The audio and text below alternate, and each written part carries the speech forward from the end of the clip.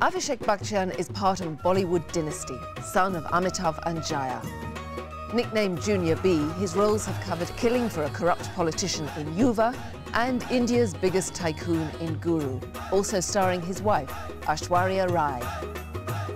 He's also produced his latest film, Pa. This is his life in pictures.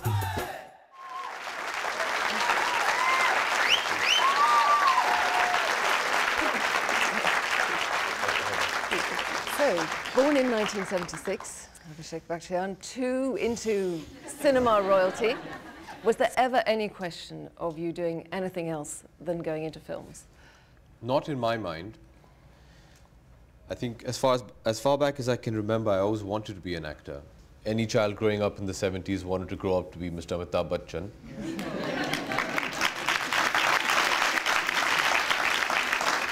And with my friends, you know, we used to play and reenact all his films.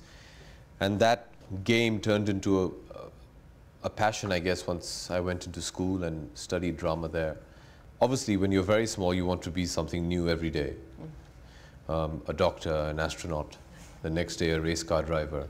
And then you discover a profession in which you can be all of this on a daily basis and get well paid for it. So, so yeah. But was it ever perhaps also a little bit daunting, the fact that you did have... I never really thought about it. It could have been, but it never really crossed my mind. But I think that's got entirely to do with both my parents and the way they brought my sister and myself up. As a child, I remember if we stepped out with Dad, yeah, there meant to be people there screaming, shouting, and that's what happens when all fathers step out. You know, I thought everybody's father could beat up 50 people and then dance and sing with, and that was the life I knew. Today, sitting here, I understand and appreciate that to somebody who doesn't come from that environment, it's a life of great privilege. It was 2004, really, when you had the first two films with Doom and Yuva, which were box office hits and also getting you critical acclaim as well. Yeah. Could you tell already that there was something about those two films that was different from the early ones? Yuva actually wasn't a successful film. It didn't commercially do very well, but very thankfully, suddenly people noticed and said for the first time that they liked my work, which was very encouraging. It was also at a stage of my career where I really didn't have anything to lose, and my films weren't doing well. And I said that, okay, here's possibly the most talented director in the country. So give it your all, enjoy the experience, and leave the rest to God. But that it would be received in the way it was, I never expected, no. And more than that, you got the Filmfare Award for Best Supporting Actor. Yes, I got my first award for it, yeah. Yeah, great boost to get your first big award like that. I mean, good chance perhaps now to have a look at a little bit from Yuva, which is the story of three young men from very different backgrounds, really, in Calcutta. And your character, Lalan, he ends up going rather to the darker side of things. ये क्या है? Yeah.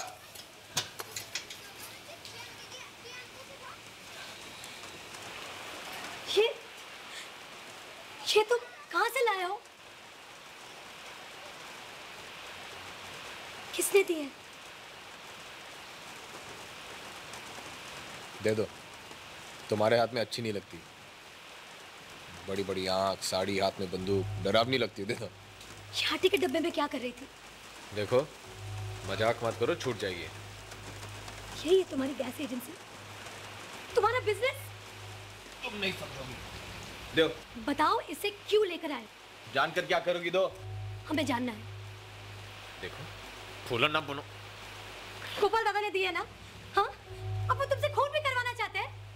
ये बाकी रह गया था अब करने को? दोगे या कसके दे? हम तुमको नहीं देंगे। हम मर जाएंगे लेकिन तुमको नहीं देंगे। हम तुमको किसी का खून नहीं।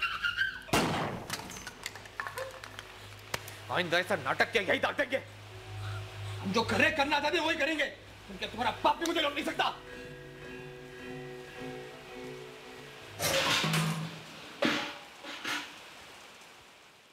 Some of your earlier films, though, as you indicated earlier, didn't do so well. So was that frustrating for you as you started out?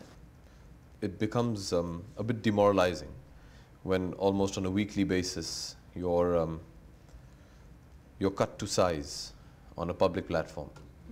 Once your confidence gets affected, you start believing that you're not good enough.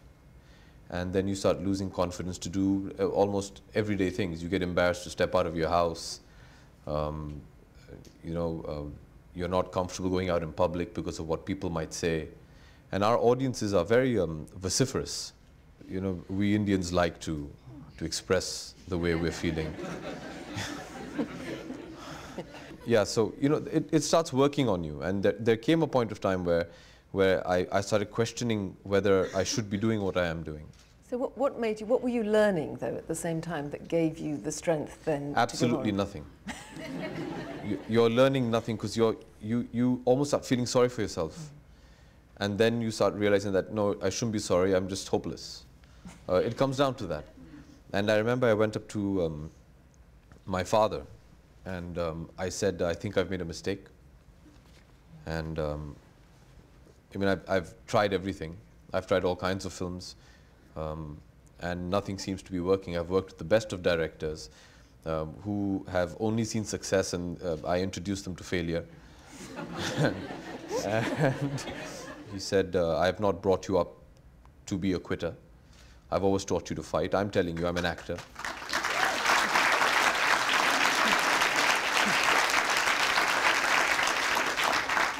So he said, you have it in you, you're improving with every film. Yes, I'm not saying you've achieved what you need to achieve, you have a very long way to go, but just spend as much time in front of the camera as possible, work on yourself. And he gave me a few pointers, and he said, just go out there and continue to work. And then when Yuva came along, that's what it gave me. It gave me a lot of confidence.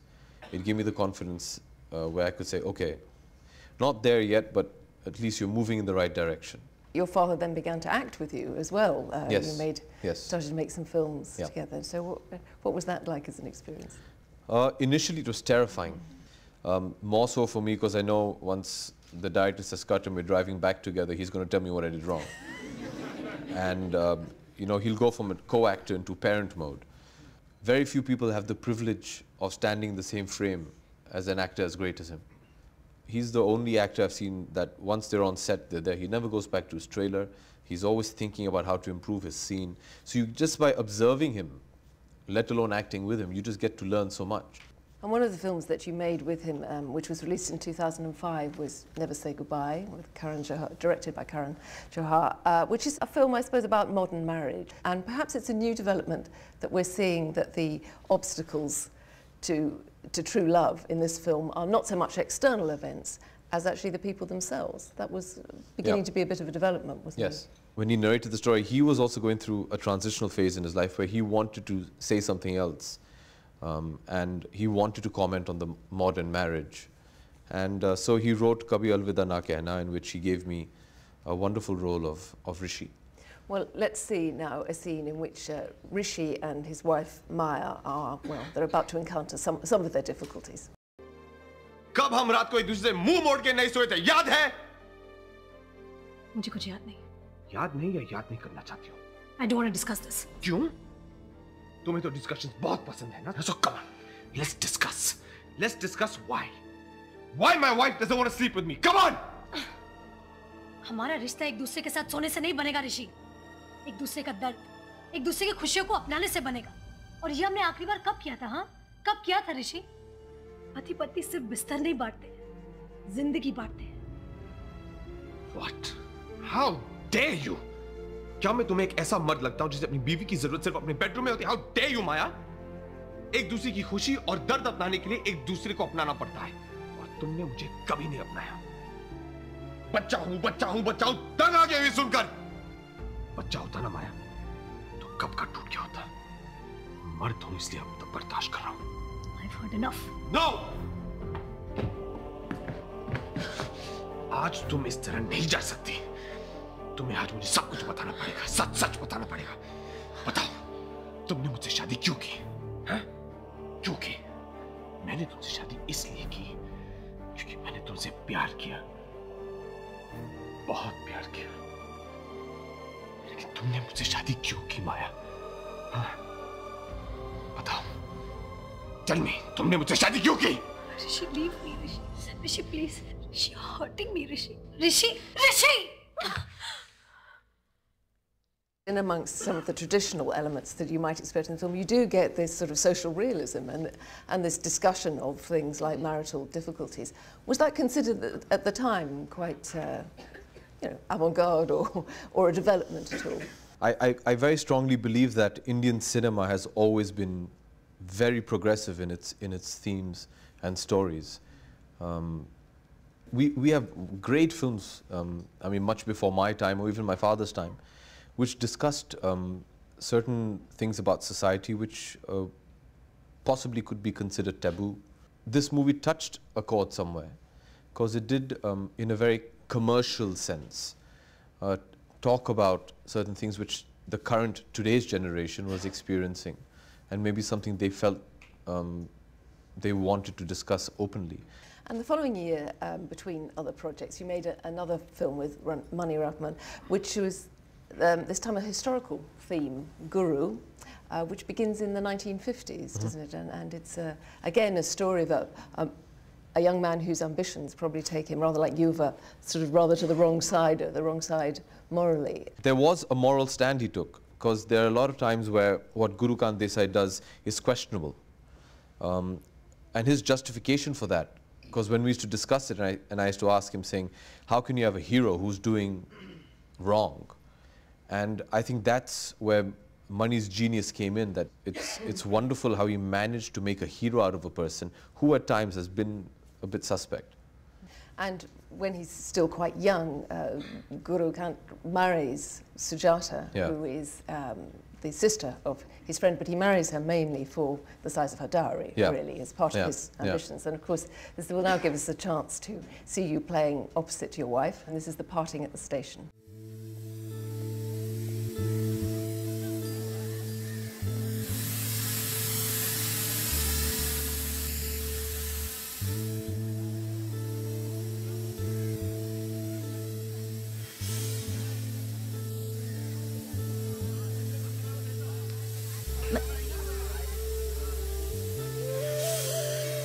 मत जाओ। क्या?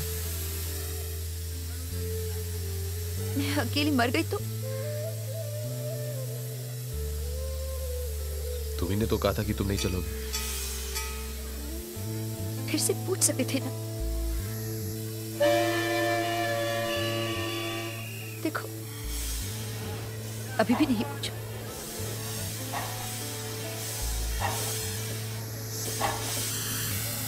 लेकिन तुम्हारे पास तो सामान भी नहीं है। चार साड़ी नहीं खरीद सकते मेरे लिए? गुरु, चल। और टिकट? तुम्हारी टांग पे बैठने के लिए टिकट चाहिए क्या? चल। आजा।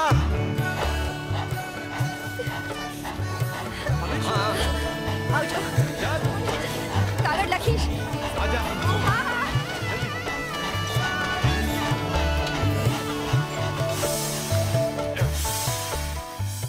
This was more a comedy scene than anything else, if anybody knew how we made this scene. First and foremost, she was never meant to leave with him. The scene was an emotional scene between an estranged father and son. And I remember standing on the platform with Mani when Aishwarya came, and we both looked at her, and she was looking the way she does. And suddenly I looked at him, I said, who wouldn't want to take her with me?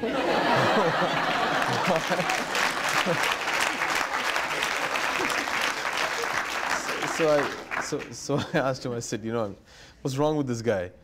So he looked at her and he's like, yeah, that's right. Yeah. Okay. So he called her and he said, you know, we'll change it, you leave with him and this is what you say. And suddenly in the background, Rajiv Menon, the cinematographer, started shouting, saying, I'm losing my light, because it was perfect light, and Mani is very particular about his light. And here we had this antique train which had to leave. because it had only come for 3 hours, and the time for it to go was upon us. And suddenly Mani thought of the scene, and there was the long shot where I'm calling out to her and she runs, and suddenly Madam decided to go touch everyone's feet on the way out.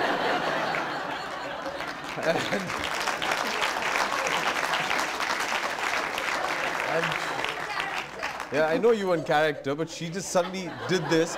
We had no clue. And Arya, who was my co-star, who's playing my brother-in-law, obviously got completely flummoxed. He said, "Sir, what is she doing?"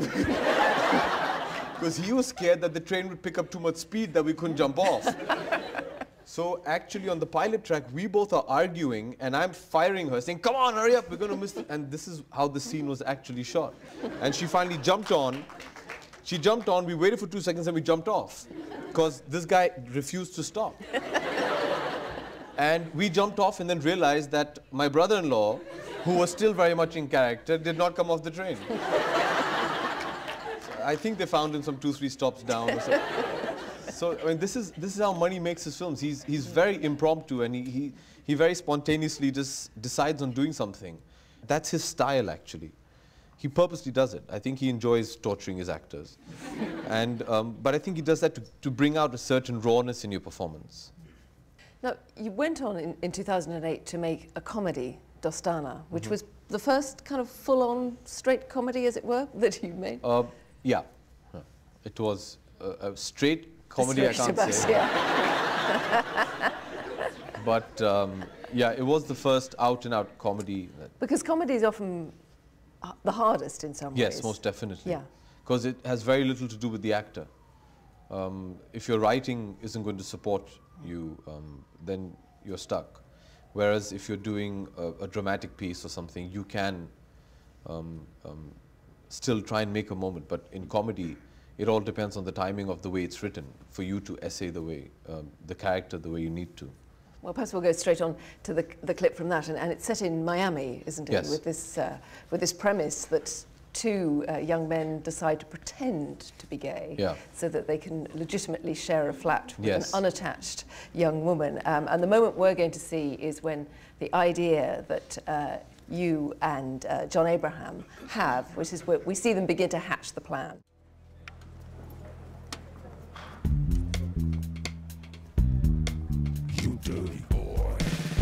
Kunal Kunal दिमाग खराब है तुम्हारा अरे मेरी बात तो सुन लो हाथ मत लगाना अरे यार मैं थोड़ी ऐसा हूँ तुम मेरी भाई जैसे अरे you're my brother albeit from another mother but you're my brother look brother from another mother तुम desperate हुए लेकिन मैं desperate नहीं हूँ तुम्हें जो करना है करो अरे यार अगर मैं कर सकता था तो अकेले कर लेता ना लेकिन अकेले मुझे बिलीव नहीं करेगी मेरी बात सुन look तुम भी मानते हो कि अपार्टमेंट ब्रिलियंट है करेक्ट राइट अगर उस घर को पाने के लिए हमें एक बूढ़ी बेबी को झूठ बोलना पड़े और उसको बताना पड़े कि हम दोनों गे हैं तो क्या फर्क पड़ता है यार फर्क पड़ता है मैं गे नहीं हूं I know मैं जानता हूं तुम ये बात जानते हो और अगर तुम चाहो तो मायने की सारी लड़कियों को मैं बता दूंगा कि तुम लड़कियों को पसंद करते हो बस वो बेबी को नहीं बताएंगे सोचो उस अपार्टमेंट में 2 कमरे अपार्टमेंट हमारे बजट में है और मुझसे ज्यादा तुम डेस्परेट आई मीन तुम्हारा वो 2 हफ्ते का डेडलाइन है ना इसलिए what say you gay Everybody in the film was very scared about how people would react. I really wasn't, because I really didn't see anything radical in the film. And we weren't making any statements, and we weren't trying to fight for some cause. We were just trying to make a funny film. And people reacted very positively to it. And thankfully it did very well. But you weren't ridiculing gays, necessarily. No, that was something I was conscious of. Apart from just one small section in the film, which is a dream sequence, which needed to be slapstick, we really didn't want to go with, you know, the stereotype of what a gay person would be like, because I felt that would ridicule, and that's not something we were wanting to do. Do you think it would be different, though, if you were actually playing a gay character in a drama? Of course it would. It depends on how you approach it. I think the there are different stories that can be weaved out of it. Would that be accepted in India? I'm not too sure. I don't know if our audience is prepared to accept something like that. We predominantly are a very conservative society. I'm not too sure whether they're prepared to see a proper love story between two homosexuals. No. Now, last year you made Delhi 6, which is a film about culture, religion, and sort of clash of prejudices as well. It's kind of clashing, in which you play a young man brought up in the United States, but who travels with his grandmother back to. But this is also, there's a sort of Muslim, Hindu thing going on in there as well. And I mean, again, it's amusing, but the issues are there, aren't they? It discusses some very serious issues in our society, but does it in a very light-hearted manner. And I really feel that people will, when we saw the film, I said people are only going to understand this film 2-3 days after they've seen it and understand what we're actually trying to say. We're going to see a little excerpt now where Roshan is, well, he's rather intrigued and rather interested in his grandmother's neighbour, who is this beautiful girl who is terrified that she's going to be married off by her family. So Roshan decides that actually he's going to intervene with her father.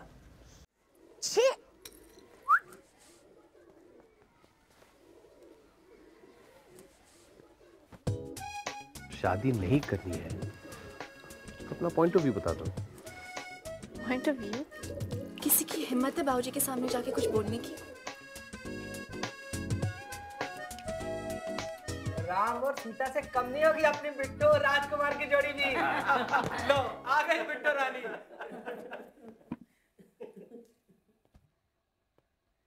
Hi, how are you? Hi. Excuse me. क्या मैं आपसे एक जरूरी बात कर सकता हूँ? अभी नहीं, मेहमान आए हुए। Yeah, I know. It's a bit important. कहाँ है ना बाद में। आप लोग प्लीज कुछ लीजिए। लो बेटा, बेटा लो ना। I'm very sorry to do this, especially for you, big guy, but Bittu ये शादी नहीं करना चाहती है। बदतमीज, अपनी हद में रह।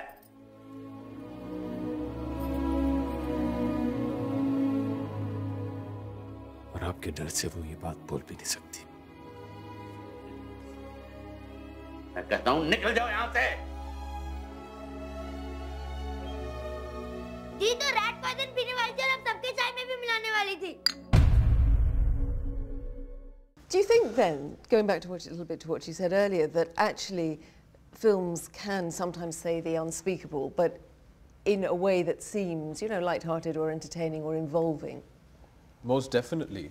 Delhi 6 is a great example because it was the story of an Indian coming back and discovering his roots and almost had an outsider's point of view of the chaos that is India and Indian society. And first not understanding what was going on and then finding his own point of view and then realizing that that's exactly the answer. It's each individual's point of view. I really do feel that Indian cinema especially specializes in this. We say a lot by not saying too much at all. We're going to talk now about a film released last year, Pa, which you also produced as well. It has a great irony, obviously. I mean, the basic story. Well, explain what the basic story is. It's the story of Oro, who is a 13-year-old who's suffering from a terrible disease. And he has a father, but he doesn't know of him because he's an illegitimate child.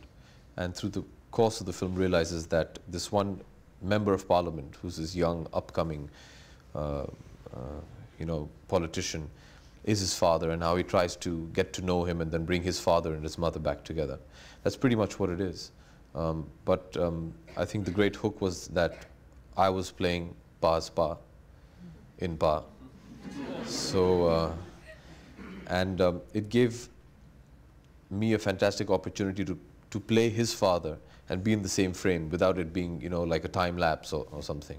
Because he was playing a 13-year-old who was meant to look like a 60, 70-year-old. So with the help of some amazing, elaborate makeup Yes, as well. yes, yes. And in the little excerpt we're going to see, we're actually going to see the politician here with his son, who has this accelerated condition. The son, of course, played by your father, Amitabh. Dude, I'm your dad. Bastard. Huh? Bastard.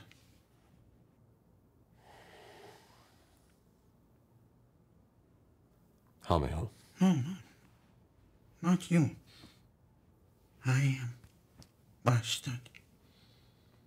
माँ के साथ round and round नहीं किया था ना? You.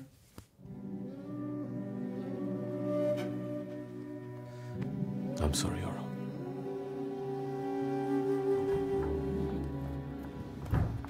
Circus लगा रखा है यहाँ. Just can't take this anymore.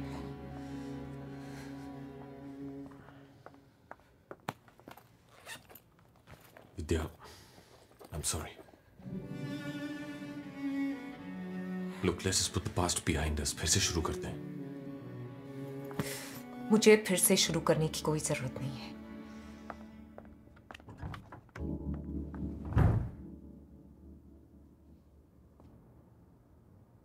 It's a very daring mixture of themes, this film, isn't it?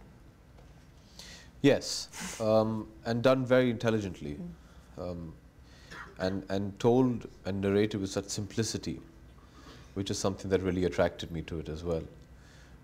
Balki as a director tells a very complex story very simply. That's what he believes in, and I think it's the simplicity of Pa that really appealed to a lot of the audiences. You know, but he told the story in an almost stark manner. Even if you see technically, he doesn't do too much. You know, it's pretty much a master shot, a close-up and a close-up, and that's it. He lets the writing speak, he lets the actors perform. And the strange thing of having the son play the father, that must have prompted some odd reflections. I think it was more of a challenge for him. Apart from physically just going through the 5 hours of makeup that he did religiously every day. For me, I just had to play another character, but I think it would have been tougher for him to play my son. And some critics have remarked on your maturity on screen, that you often do have quite a mature presence. And actually looking at you, I mean, you look a lot older there than you do sitting here. Thank you. But is that something that you realised from early on, that actually you could play, that you could get that kind of gravitas? Obviously you did it in a number of films, you've aged up as well. I mean, I'm comfortable doing that. And I think that's very important for an actor, to be comfortable doing what they're doing. I think that maybe could be translated into being mature beyond one's age. But I think it comes down to comfort. What do you feel about the future of Indian film? And obviously, as the audience grows beyond India itself, do you think that there will be crossover cinema more? There's a lot of talk about it. Do you think will actually happen? I just don't understand that word. No. What is a crossover film? No, I think we will continue to make movies the way we know best and make the films that we know and we appreciate.